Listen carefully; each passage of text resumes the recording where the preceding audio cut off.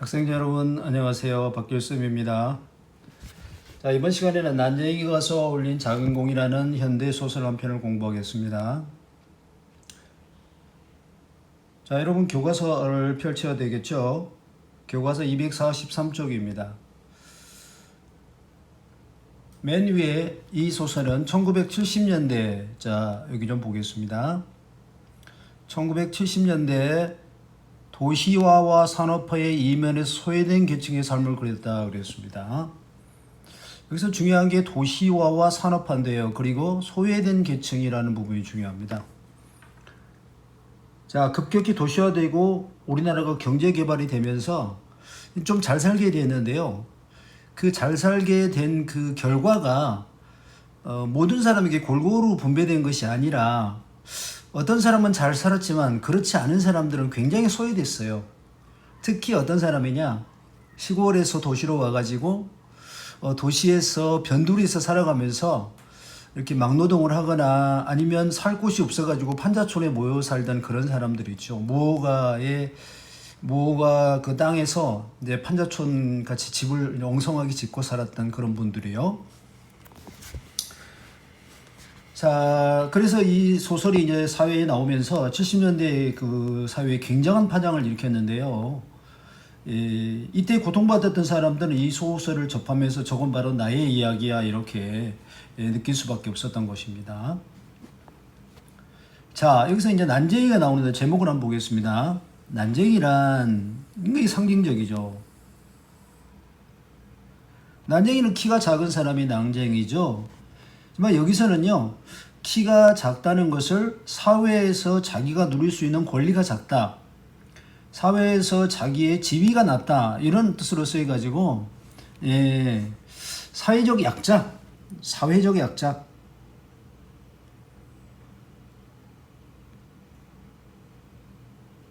또는 소외된 계층, 이런 사람들을 난쟁이가 상징하고 있습니다.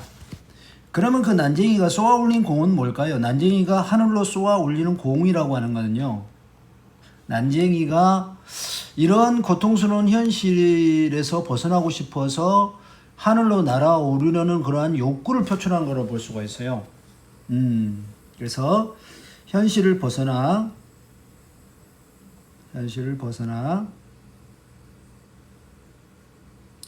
비상하려는 말은 날아오르는 거죠. 비상하려는 욕구의 표출이다 이렇게 볼 수 있습니다. 하늘로 공을 쏘아 올렸다는 얘기는요, 나의 이 현실이, 이 고통이 너무 심해서 나는 여기를 벗어나 저 하늘이라도 좀 올라가고 싶다는 그런 몸부림으로 보아야겠죠.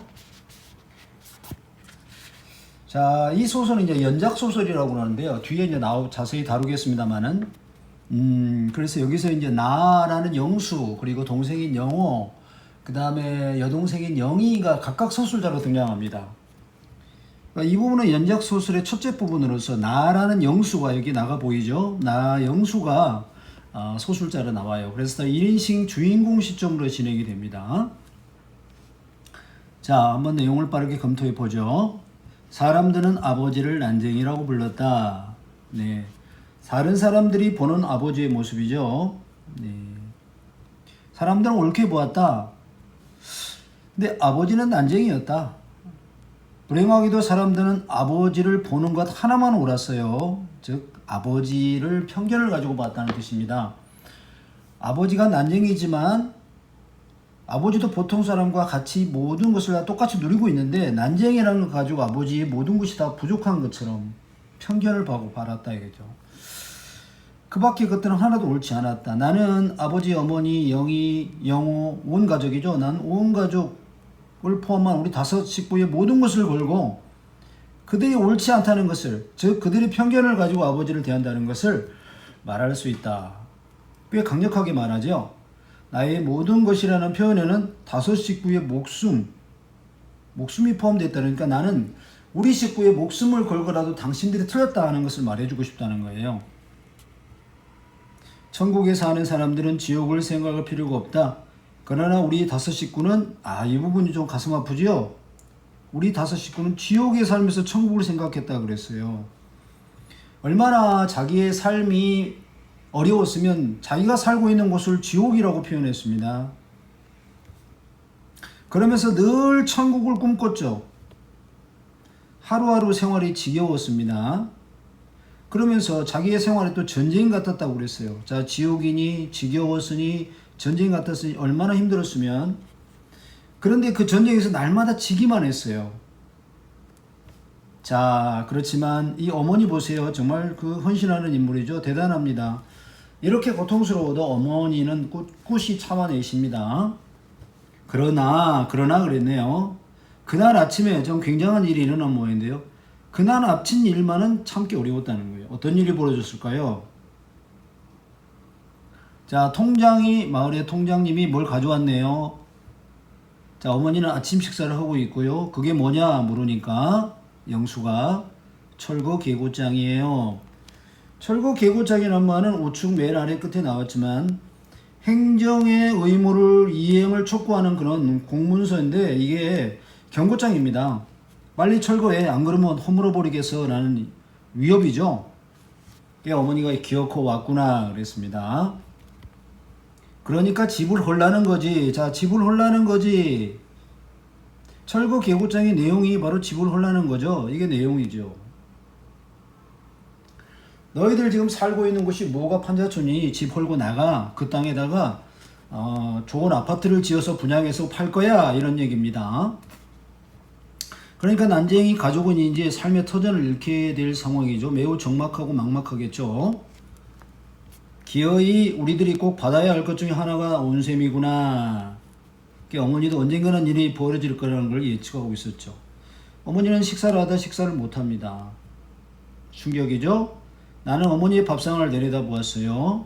자, 어머니의 밥상이 쌀밥입니까? 보리밥이네요. 보리밥에다가 까만 된장. 보리밥에 까만 된장. 그리고 시든 고추. 그 다음에 조린 감자. 어떻습니까? 어머니의 그 집의 살림이 몹시 가난함. 그죠? 공핍함을 보여주죠? 어머니 밥상 한번 보세요. 근데 이마저도 식사를 못 하십니다. 나는 철거 계고장을 천천히 읽습니다. 자, 근데 이 부분 보세요. 소설이죠. 공문서 하나 그대로 딱 박혀 있죠. 그죠? 굉장히 현장감 주지 않아요? 사실감. 그리고 진짜 현장감 느껴지죠. 요거 좀 중요합니다. 사실감과 현장감이 느끼게 일부러 이렇게 공문서를 그대로 넣었다는 겁니다. 그런데 이 부분 보세요. 주소를 한번 볼까요? 낙원구 행복동이에요. 왼쪽에 보겠습니다. 요거 중요합니다. 요거 낙원구 행복동이라는 걸 굉장히 의도적으로 표현했는데요. 낙원이고 행복이에요? 마을은 굉장히 이쁘고 아름다워 보이죠. 하지만 그들의 삶은요 굉장히 비참하지 않습니까? 그래서 반어적 표현을 쓰고 있죠. 반어적 표현을 쓰고 있습니다.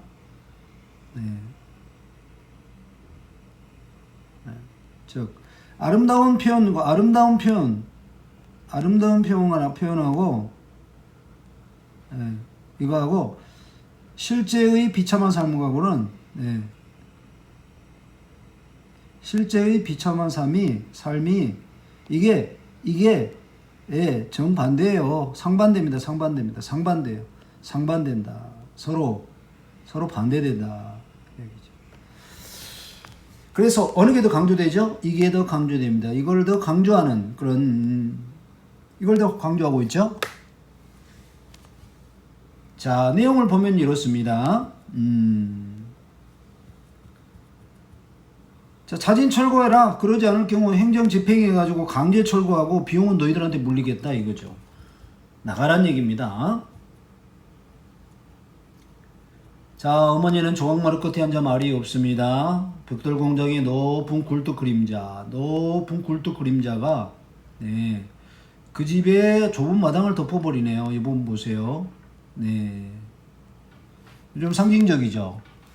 그렇죠? 난쟁이의 일가의 난쟁이 일가의 미래가 미래가 그림자에 덮였네요. 미래가 암담함. 암담함을 암시합니다. 동네 사람들이 골목으로 나와 뭐라고 소리치고 동요가 일어나죠.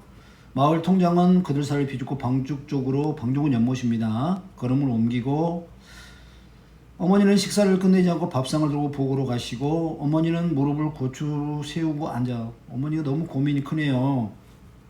자, 손을 들어 여기 보세요. 부엌 바닥 한번 치고 가슴 한번 치고. 아, 어머니의 통한이 느껴집니다.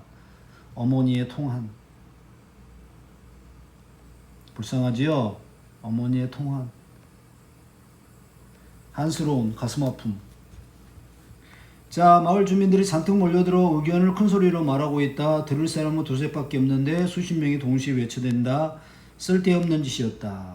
누구 생각이죠? 떠든다고 해결될 문제가 아니었다. 자, 자신들이 저항해도 영수의 생각이죠. 네, 저항해도 네, 뭡니까? 별다른 신통한 방법이 없다는 것을, 그죠? 저항해도 소용없다는 것을, 네, 소용없다. 그 영수는 보고 있습니다.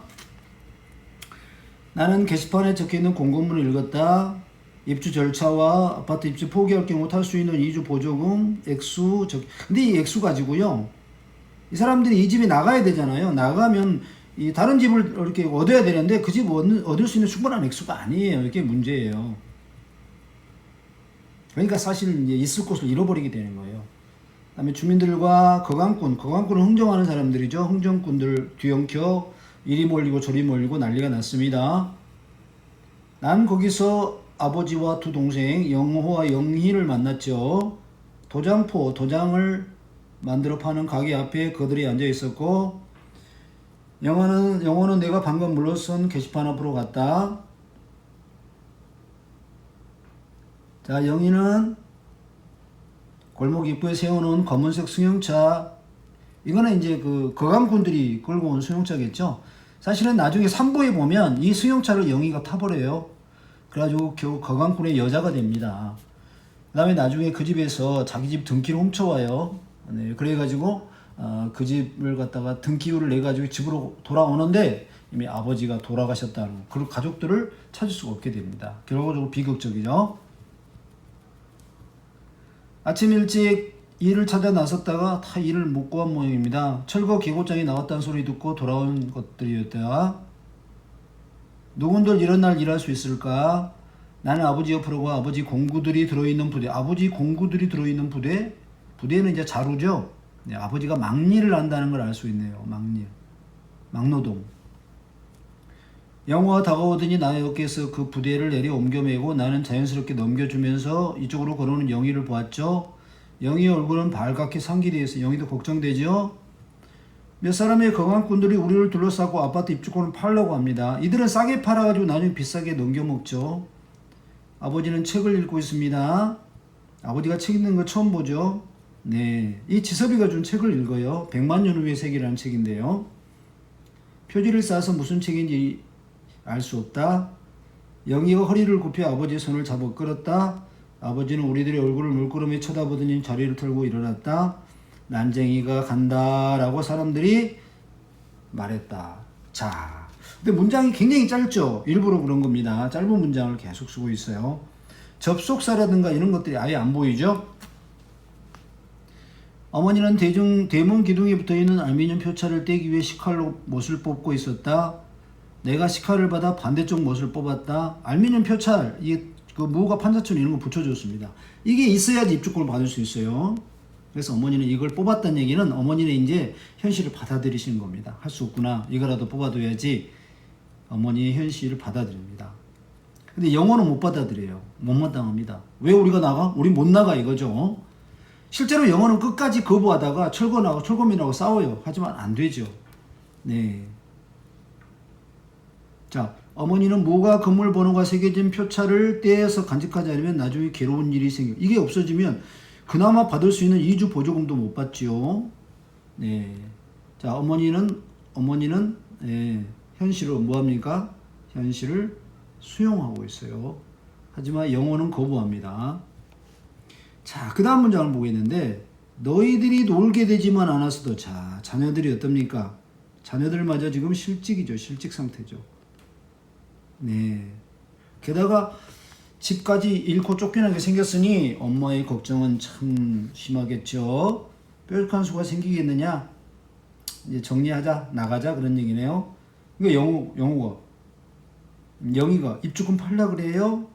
영호가 팔긴 왜 팔아? 입주할 돈이 있어야지. 결국은 입주권이 있어도 들어갈 수 없는 거죠. 왜? 입주권은 팔면 한 몇백만 원 받는데 아파트 들어가려면 1억 원 있어야 되죠. 그러니까 영호는 화가 났습니다. 아파트로도 안 가? 그럼 어떻게 할 거야? 여기서 그냥 사는 거야. 싸우겠다는 얘기입니다. 저항하겠다는 얘기예요. 네. 근데 아버지가 이렇게 말합니다. 한 달 전만 해도 그런 이야기를 하는 사람이 있었다. 그런 이야기를 하는 사람이란 저항하겠다는 사람이 있었다. 지금은 없다는 얘기죠. 아버지도 수용을 합니다. 아버지도 체념, 아버지의 체념. 네, 체념. 우리도 받아들이자는 얘기입니다. 아버지가 말했다. 어머니가 내준 철거 계고장을 막 읽고 있는 참이었다. 시에서 아파트 지어놨다니까 얘기는 끝난 거다. 하지만 우리는 못 들어가죠. 그건 우리를 위해서 지은 게 아니에요. 여호가 말했다. 돈도 많이 있어야 되잖아요. 네. 영희는 마당가 펜잎꽃 앞에 서 있었다. 우리 못 떠나. 갈 곳이 없어. 큰오치 큰오빠. 자, 영호가 화가 났네요. 어떤 놈이든 집을 놓는 놈은 그냥 놔주지 않을 테다. 네, 실제로 이들하고 싸우지만 싸움이 안 됩니다. 그만둬. 내가 말했다. 그들 옆엔 법이 있다. 자, 요 대목이 좀 가슴 아픈데요. 그들 옆엔 법이 있다. 네. 그들 옆에 법이 있다. 요 대목 별표하겠습니다. 네. 이 말은요. 이 말은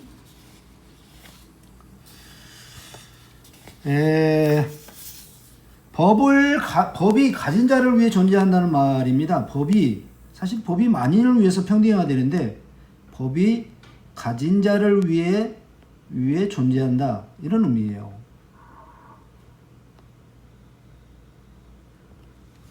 다시 말해서 가난한 사람을 몰아내는 비정한 사람들이 오히려 법을 앞세워 자기 욕심을 채우는 그런 모순된 사회 현실이다. 이걸 보여줍니다. 네.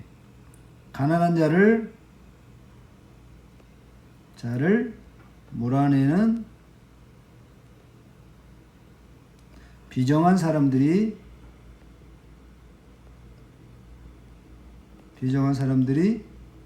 오히려 법을 앞세워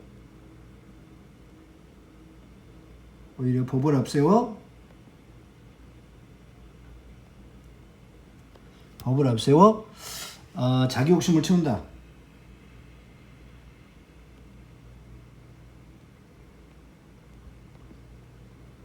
자기 욕심을 채우는 모순된 사회 현실.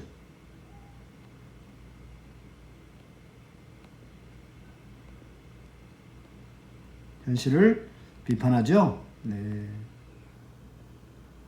이 말이 바로 비판입니다. 이걸 비판하는 거예요. 오히려 그냥 뭡니까? 그냥 법을 이용해가지고 오히려 당당하게 가난한 자를 삶의 터전에서 몰아내요. 네. 이해되시죠? 네. 자, 여기까지 하고요. 2부 강의에서 다시 계속하겠습니다. 자, 수고하셨습니다.